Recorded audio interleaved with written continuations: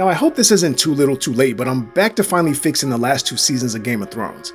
The first video I made was about D&D making the last season bad on purpose as a way to get revenge on George for throwing sneaky little insults at him during interviews, but then I decided to actually create a few theories that could explain all the things that people hated and make the ending of the story actually make sense.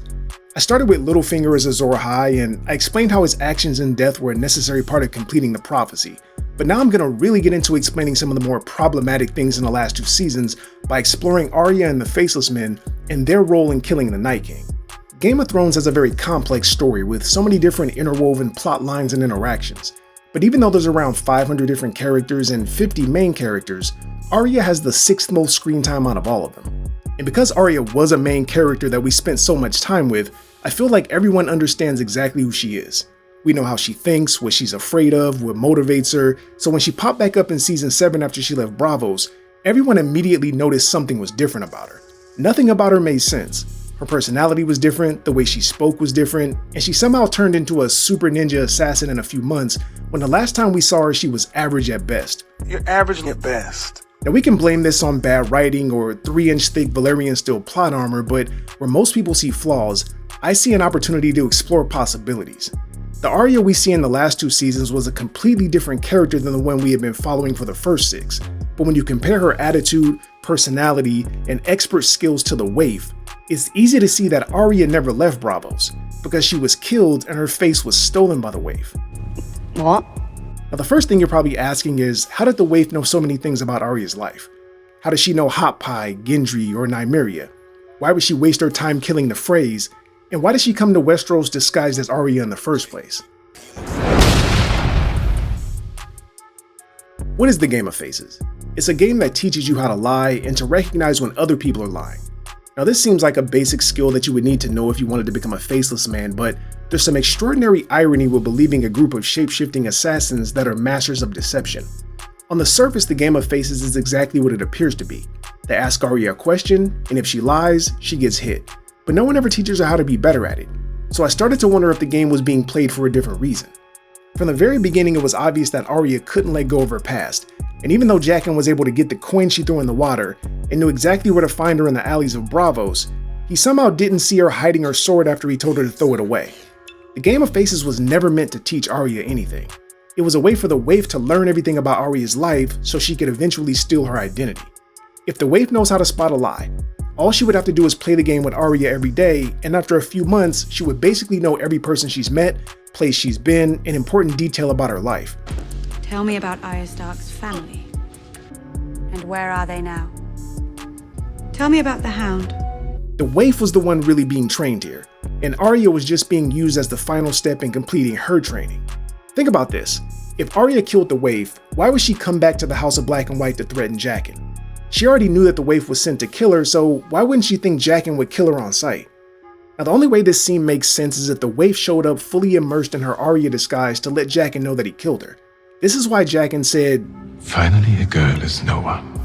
Arya killing the waif wouldn't prove that she's no one, especially because everything about her actions says she wasn't interested in being a faceless man anymore. But this does make sense if it's the waif. The waif completed her training, got all the information she needed to become Arya, and was ready to go to Westeros. This happened the same day that they had their final showdown, so why isn't she holding her stomach or acting like she's injured? It's because Arya is dead and this is the waif wearing her face. But what about the bloody face on the wall? Isn't that proof that Arya actually killed the waif?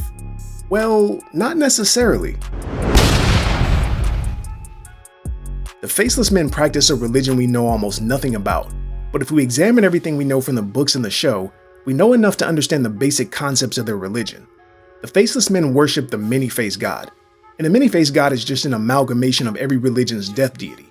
But they don't just worship death, they think of dying as a gift from the god of death. On the surface, the Hall of Faces looks like a place where the assassins can go to pick out a face so they can change their appearance, but we never consider that this could just be a misunderstood part of their religion. They worship a god called the many-faced god, so maybe they believe the face is where the soul is, and collecting faces is a way to honor their god or to give him more power. So when we see the waif's face on the wall, it's possible that every faceless man has to cut off their face as a show of devotion to their religion, and removing their face is a necessary sacrifice to becoming an official faceless man. This would give the name even more validity because they would all literally be faceless. Just think about the few religions we see in the show and how they all require a sacrifice as a sign of faith. Iron Islanders drown themselves to worship the drowned god, the Sparrows carve a 7-pointed star on their head, Lord of Light followers burn people alive, and even blood sacrifices have been made to werewoods by worshippers of the old gods. Not having a face would guarantee that they stayed faithful to the religion and force them to give up their old life and stay in a constant state of switching faces and being no one. Now, we never actually see anyone steal a face or put one on, but we do see them taken off several times. And every time the face seems to slide off like a mask and then just disappear. Jaqen changes his face right in front of Arya, but it's not because he had a face in his pocket.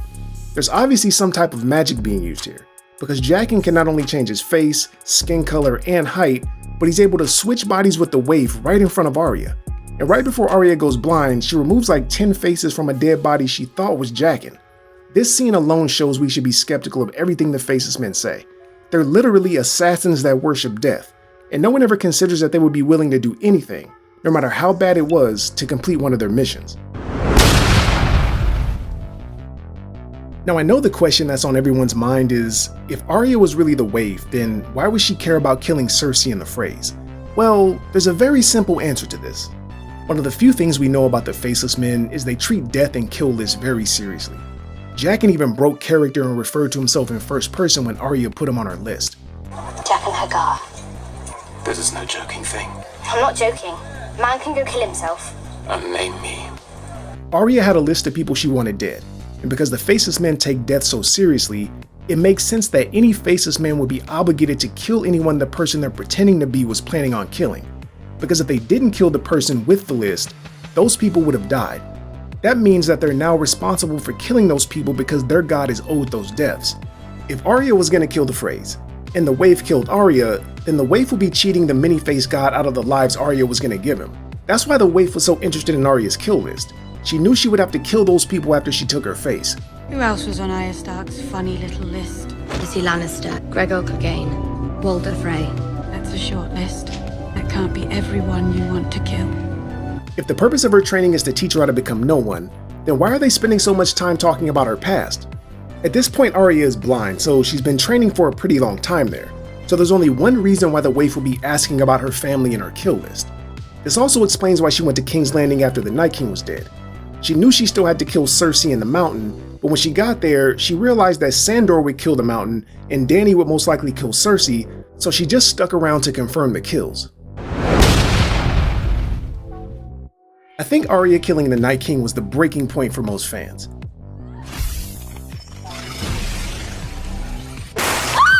It was an attempted subversion of expectations, but unlike the Red Wedding or Jaime losing his hand, Arya being the one to kill him didn't feel like it made any sense. But if you're willing to accept that Arya is actually the waif, then her killing the Night King does make perfect sense.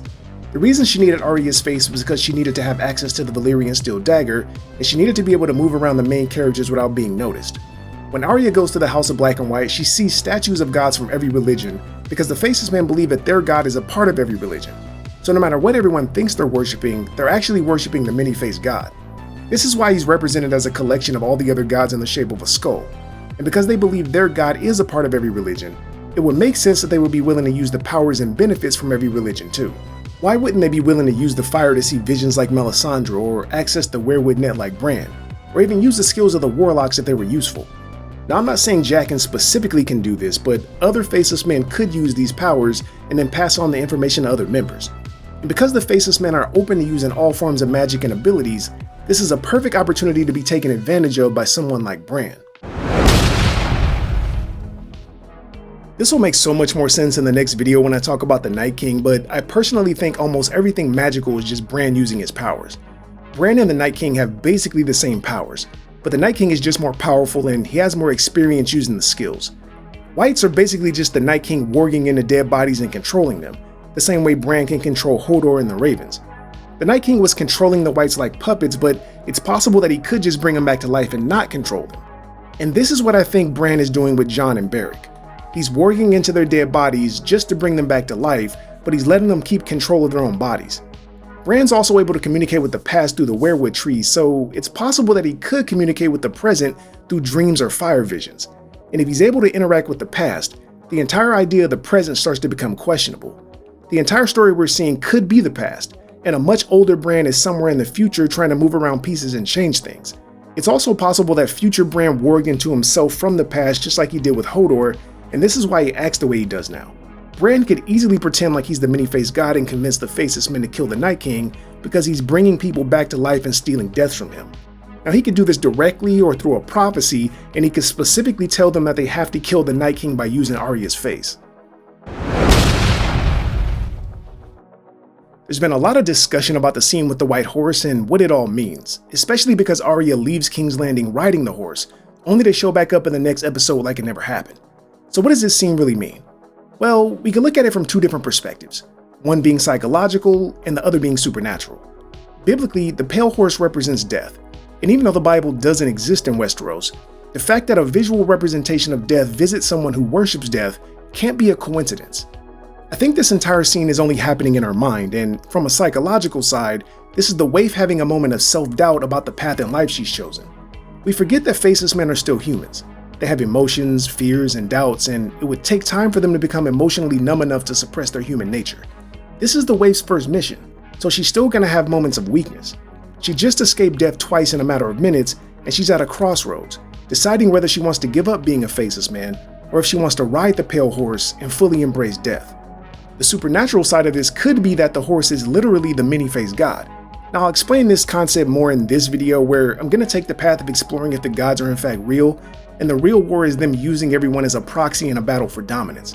The Faceless Men worship death, but it's not enough to kill people to show their faith. They also have to be willing to face death without fear.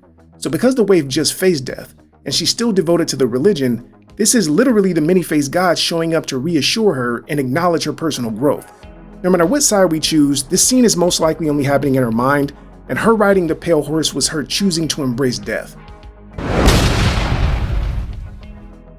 If you were a Faceless Man and you just completed your mission, what would you do next? You could probably just slip out the back door and disappear, but you would also want to tie up all loose ends and make sure no one suspected that you were wearing somebody else's face. The only way to guarantee that no one tried to follow you or tried to figure out where you went is to tell them you were going somewhere that no one would ever look for you. Arya told everyone that she was going west of Westeros, and we see her sailing away on the boat, but even though everyone thought she was going west, this is actually just the waif going back to Braavos.